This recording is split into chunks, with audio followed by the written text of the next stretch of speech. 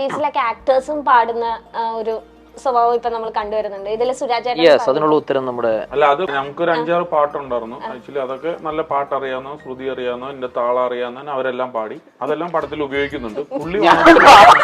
പുള്ളി പാടിയത് നമ്മൾ മാറ്റി വെച്ചിട്ടുണ്ട്. പടത്തിലേക്ക് നമ്മൾ ഇംപ്രഷൻ കൊണ്ടുവരാൻ നോക്കുമ്പോ ആ ഇംപ്രഷനെ കെടുത്തുമല്ലോ വേണ്ട. അതുകൊണ്ട് അത് മാറ്റി വെച്ചിട്ടുണ്ട്. ഞാൻ ഇവന്റെ 2 വാങ്ങിച്ചിട്ടേ പോവുള്ളൂ.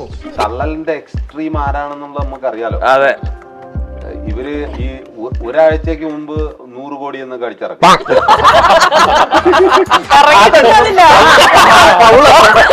അല്ല, ആ റോളൊന്നും ഈ സിനിമയിൽ ഉണ്ടാവില്ല. അല്ല, അതെ. ഷാരൂഖ് ഖാന്റെ ഒരു പ്രൊജക്ട് വന്നു.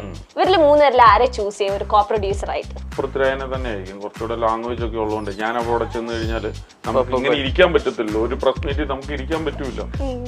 ഞങ്ങൾക്ക് 2 പേർക്കും അതേ പ്രശ്നമുണ്ട്. അതെന്തിനാ എന്നെ കൂടെ പിടിക്കുന്നത്?